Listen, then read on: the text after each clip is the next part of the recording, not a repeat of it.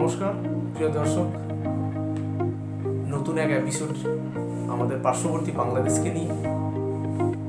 ক্রমশই ভারতবর্ষের সহ্যের সীমা ছাড়িয়ে যাচ্ছে বাংলাদেশের বর্তমান পরিস্থিতি। যেভাবে এক প্রকার প্ল্যান পূর্বক সকল সনাতনীদের উপরে যে একের উপর এক আক্রমণ গোটা বাংলাদেশ জুড়ে, যেখানে যেখানে সংখ্যালঘু সম্প্রদায়ের মানুষজন রয়েছে সেখানে আক্রমণ নেমে আসছে। এটা কি কোনো বিচ্ছিন্ন ঘটনা, না পূর্ব পরিকল্পিত? এটা সম্পূর্ণ পূর্ব পরিকল্পিত। যেভাবে হোক বাংলাদেশ থেকে সংখ্যালঘু হিন্দু এবং অন্যান্য সম্প্রদায়কে বিতাড়ন করা করে গোটা বাংলাদেশ জুড়ে ইসলামিক শাসনতন্ত্র প্রতিষ্ঠা করে তাদের উদ্দেশ্য। হয়তো গত 5ই আগস্ট হাসিনাকে বিতাড়ন করা হয়েছিল স্বৈরাচারী শাসক, এইরকম নানা রকম যুক্তি দেখিয়ে তাকে কিন্তু ঘটানো হয়েছে কোটা বিরোধী আন্দোলন হিসাবে। কিন্তু এর পিছনে যে বৃহৎ ষড়যন্ত্র ছিল তা কিন্তু এখনো একেবারে স্বচ্ছ জলের মতো পরিষ্কার, কোথাও লেশমাত্র নেই। 1971-এ যে ভারতবর্ষের পূর্ণ সহযোগিতায় বাংলাদেশ স্বাধীন হয়েছিল, সেই বাংলাদেশ আজকে পাকিস্তানকে আপন করে নিতে চলেছে, পাকিস্তানের বন্ধু বা দোসর হতে চলেছে। কিন্তু ভারতবর্ষকে শত্রু হিসেবে মনে করছে। ভারতবর্ষের জন্য ভিসার কড়াকড়ি রয়েছে, কিন্তু পাকিস্তানের জন্য ভিসা অত্যন্ত শিথিল। কোন পরিস্থিতির মধ্যে চলছে?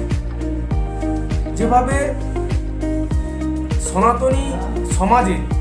সনাতনী সমাজের একজন নেতার বাড়িতে হামলা হলো, তার বাড়িতে লুটপাট হলো, ভাঙচুর হলো এবং তার মাকে হত্যা করা, ক্ষেত্রে খুন করা হলো। হিন্দু দেখলেই যেন এক প্রকার ঝাঁপিয়ে পড়ছে ওখানকার মৌলবাদীরা। কোন প্রয়াস? আমরা যে বিষয়টা এখন আলোচনা করতে চলেছি, যে এটা বাংলাদেশকে বন্ধুত্বের মূল্য ফিরিয়ে দিচ্ছে, তার স্বাধীনতা পাকিস্তান থেকে স্বাধীন করে দেওয়ার যে মূল্য ভারতকে এভাবে কি দিতে হবে? গত 50 বছর ধরে তো বাংলাদেশ ভারতবর্ষের বন্ধু রাষ্ট্র ছিল, মিত্র ছিল। কখনোই ভারতকে ভাবতে হয়নি যে বাংলাদেশকে নিয়ে কোনোভাবে বিব্রত হতে হবে, এমন ইতিহাস কিন্তু ভারত আগেও ভাবেনি, পরের জন্যও কিন্তু ভাবেনি। কিন্তু এখন ভাবতে হচ্ছে। কারণ কি? বিদেশি শক্তির মদত।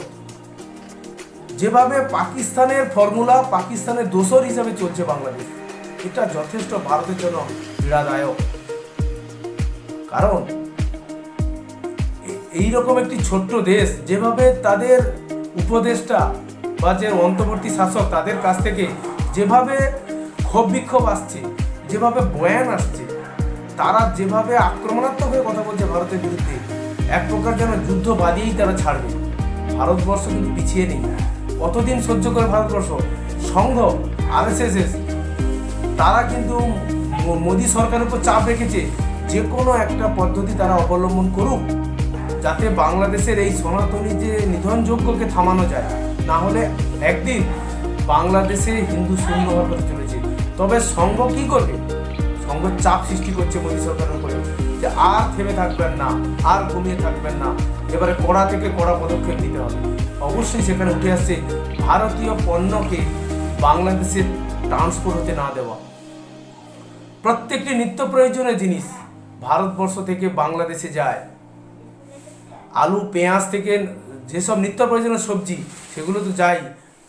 এছাড়াও চিকিৎসা সরঞ্জাম, বৈদ্যুতিক সরঞ্জাম, অন্যান্য জিনিসপত্র, কয়লা, এইরকম বিভিন্ন জিনিসপত্র কিন্তু যায়।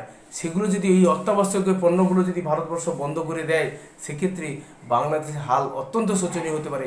বাংলাদেশ যে সুশীল গণতন্ত্র বা অর্থনৈতিক বিকাশ হচ্ছিল, $16 বিলিয়ন বাণিজ্য হয় ভারতবর্ষের সঙ্গে বাংলাদেশের প্রত্যেক বছরে, সেটা মার খাবে। ধরে না, কেন এই কথাটা আমি বলতে চাইছি? আপনি যদি আমাদের পশ্চিমবাংলার বাজারে দেখেন, আলু পাওয়া যাচ্ছে 30 থেকে 35 টাকার মধ্যে আলুটা পাওয়া যাচ্ছে। কিন্তু বাংলাদেশে কত টাকা হচ্ছে? এই আলুটা প্রায় 50-60 টাকা হচ্ছে। তবে মোটামুটি 10-15 টাকা বেশি দিতে হচ্ছে। কিন্তু এবারে দেখুন, এই আলুটা যদি ভারতবর্ষ বন্ধ করে দেয়, তবে বাংলাদেশকে জাহাজে করে আলু আনতে হবে অন্য দেশ থেকে। কতটা ব্যয়বহুল? আলুর দাম যাবে 80-100 টাকায় যাবে, কারণ অন্য দেশকে ক্যারি কস্ট যোগ হয়ে যাবে। সেক্ষেত্রে 80 থেকে 100 টাকা দরে আলু কিন্তু বাংলাদেশের মানুষকে কিনতে হবে। থাকবে? বাংলাদেশে অন্তর্বর্তী সরকার থাকবে অস্তিত্ব? এখন যেটা ডাক উঠেছে পণ্য বয়কট। ভারতবর্ষ কিন্তু ধীরে চলার নীতি নিয়েছে, স্লো মোশনে চলছে, যাতে বাংলাদেশ তার ওয়াকাতরা বুঝুক যে ভারতবর্ষের মতো শক্তিশালী এবং বন্ধু প্রতিবেশী রাষ্ট্র না থাকলে আগামী দিনে ভারতবর্ষে বাংলাদেশের অবস্থা শোচনীয় হতে পারে। যারা আজকে অন্তর্বর্তী শাসন ক্ষমতায় এসছে তাদের এই বাস্তব সত্যটা কিন্তু বোঝা উচিত, না হলে আগামীতে বাংলাদেশের ভবিষ্যৎ খারাপ হতে চলেছে। কারণ একটি প্রবাদ বাক্য রয়েছে যে অতীতকে মনে রাখে না তার ভবিষ্যৎ ভালো হয় না। বাংলাদেশ তার জন্মের ইতিহাস ভুলে যেতে চাইছে।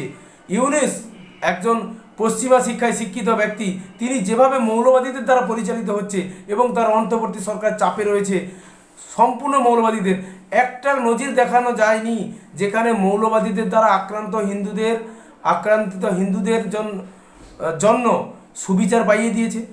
ওই মৌলবাদী যারা গোষ্ঠী তাদেরকে আটক করেছে, জেলের অভ্যন্তরে রাখা হয়েছে। উল্টে কুখ্যাত জঙ্গিদেরকে ছেড়ে দেওয়া হয়েছে। তারা কি করবে? ভারতবর্ষ জুড়ে অশান্তি নাশকতা করবে, তাদেরকে ছেড়ে দেওয়া হচ্ছে। উল্টে সন্ন্যাসী চিন্ময় প্রভুকেও কিন্তু আজও গ্রেপ্তার করে রেখেছে 1 মাসের জন্য। কিভাবে? তার জন্য নাকি কোনো উকিল পাওয়া যায়নি বাংলাদেশে হাজার হাজার উকিল রয়েছে, তাদের নাকি একজনও উকিল চিন্ময় প্রভুর জন্য দাঁড়াতে আসেননি। এই অজুহাতে তাকে 1 মাসের কারাদণ্ডে তিনি এখন রয়েছেন। আবার 1 মাস পরে ট্রায়াল হবে, আবার নতুন কোনো ফন্দি করবে, কিন্তু ভারতবর্ষকে মাপতে যাবেন না। এবারে ভারতবর্ষ কিন্তু রণনৈতিক কিছু সিদ্ধান্তে এগিয়ে চলেছে।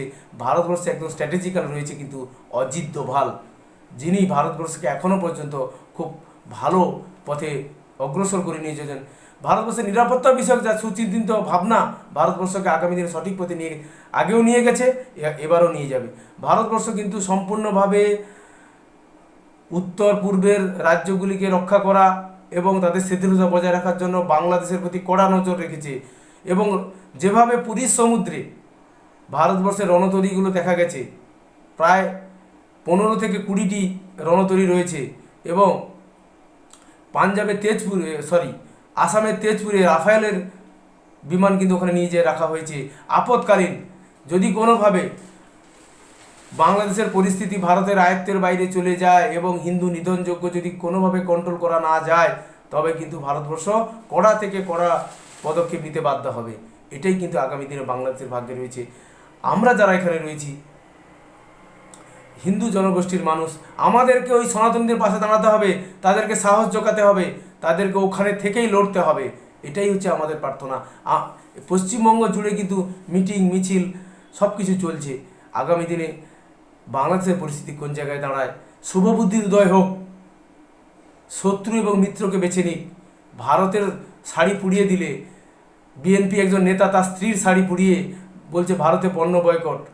প্রত্যেকটা জায়গায় ভারতে পণ্য রয়েছে, ভারতের পণ্য যদি বাংলাদেশের বাজারে না পৌঁছায় বাংলাদেশে হাহাকার পড়ে যাবে। সম্পূর্ণ প্রত্যেকটি পণ্য জাহাজে করে নিয়ে আসতে হবে, এটা কখনোই সম্ভব নয়। আকাশ ছোঁয়া মূল্য হবে এবং বৈদেশিক ভাণ্ডার সীমিত হয়ে পড়বে, এটা কিন্তু মনে রাখতে হবে। না হলে আগামীতে বাংলাদেশের ভাগ্য আবারও পাকিস্তানের সঙ্গে অন্তর্ভুক্ত হওয়ার ভাগ্য, পূর্ব পাকিস্তান হিসেবে অন্তর্ভুক্ত হয়ে যাবে এবং চলবে বাংলাদেশিতে পাকিস্তান রাজ। যেটা হয়েছে আফগানিস্তানে তালিবানের মতো, সেই তালিবানের শাসন কিন্তু বাংলাদেশে হয়ে যাবে। বাংলাদেশের বৃহত্তর জনগোষ্ঠীকে খেপিয়ে ভারতের বিরুদ্ধে লেলিয়ে দেওয়া হচ্ছে।